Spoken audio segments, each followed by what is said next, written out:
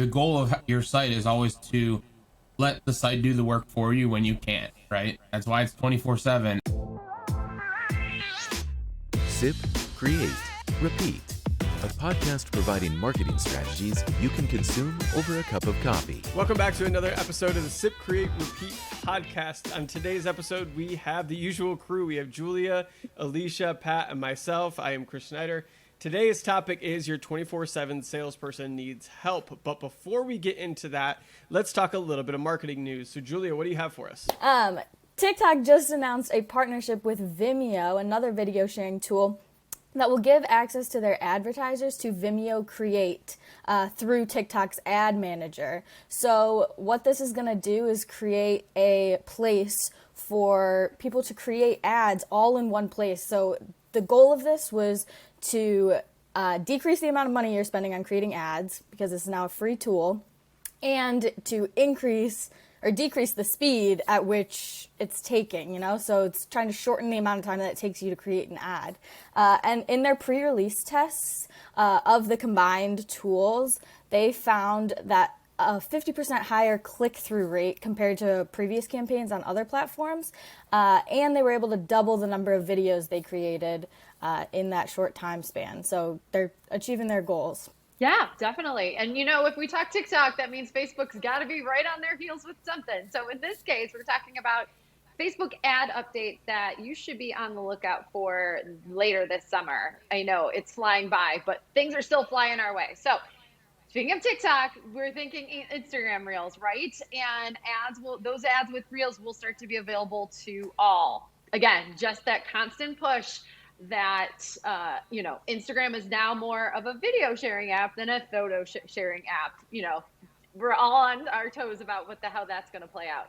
Other things to keep an eye out for in terms of your Facebook ad usage, right? Optimizing text per person. That feature is going to be available in your ads. Shop ads coming your way. Augmented reality. Get this. You're going to have try-on options available via your Facebook and Instagram ads. Like, you could try those sunglasses on. You could try those yoga pants on. Absolutely crazy, right? Facebook shops will be available through the What's Up app and Marketplace. So even more opportunity for sales within the Facebook and Instagram apps, and then being able to showcase your reviews within Instagram shops. I think that's going to be a really big point. People are always looking for that word of mouth, like, hey, my friend Julia loved that book bag she bought, or Pat's cat is super awesome today. Andy left a review on it. So people love that word of mouth. Hey, our friends. I mean, listen, I'm an Amazon review reader all day long. So I think that's going to be a very smart play. Julia, what else is happening in the wide world of the interwebs? So yeah, the interweb of Google. Google just released their mobile web certification. So this is their first skill-based certification, and what you're going to learn through this certification is mobile best practices, user experience optimization, tips and tricks for website speed and performance measurement. So basically Google said, being a marketer isn't all about creating ads. Like, you got to know how to solve these different problems. You got to become a little bit more tech savvy. So that's what this certification is. And it's playing a part with their other certifications, like their Google Analytics, their Google Ads. So this is just another one that people got to get on. All right, so let's dive into today's main segment and talk about the 24/7 salesperson that needs help and what you can do to make sure that, everything is optimized and working the best that it possibly can on your website. So Chris, what's one thing you can do right off the bat to make sure things are working well? The number one thing that we see, so for those that don't know, or those that are new to the podcast, we built our agency on building WordPress sites. That was kind of like our first big core service offering. And so we still very much so, we have some sites we still support. The biggest thing is keeping your plugins up to date. Anytime we have met new clients and started to go into their website, whether it's an online store like on Shopify, or it's on WordPress or WooCommerce, the big thing is if you're using a bunch of plugins, you have to keep them up to date. The good thing about Shopify, it does it for you. Everything stays nice and up to date for you. But on WordPress, it does not, unless you turn on automatic plugin updates. But yeah, keeping your plugins up to date is so crucial. It's a security issue. It'll slow down your site. Sometimes your site will crash if it has really out-of-date plugins. But that is probably point number one that I would just emphasize the most, is keeping like your plugins and your theme, just everything as nice and up to date as possible.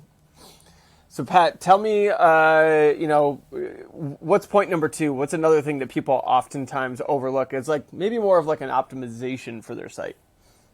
Yeah, I think, right, like the goal of your site is always to let the site do the work for you when you can't, right? That's why it's 24/7. And I think one thing people, maybe get a little scared of, or they're not quite sure that they want to actually turn on, are chat bots. We actually made this switch on our site a long time ago, and we actually got rid of a contact form, and we just use we have a little chat bot that says like, hey, can we answer any questions? Can we do that? You have the ability to automate it a bit, so right, you could add in some things like, hey, what are the top 3 questions customers always ask you? Maybe you proactively throw those out and say like, oh, can we tell you more about A, B, and C, or where to buy my product, whatever it might be. You can kind of get them down the path of getting them to whatever content they're actually looking for faster, right? Like, so that's the key. It's helping you so you don't always have to be the one responding to every email, every question, everything that possibly comes in.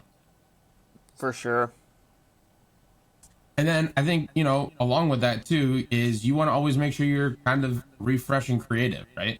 As much as possible. You want to, if someone's coming to your site for the first time or second or third, like, you want to continue to keep content fresh, keep images fresh. I know for us, it's kind of been tough with the last, 12, 18 months. It's been tough because we haven't had a lot ability to be in person and stuff like that. Like, we were always shooting photos and things, but as much as you can, continue to refresh. Maybe it's a new product photography, even if you're still serving the same products, new angles, different compositions, whatever it might be, to kind of keep things fresh is always great.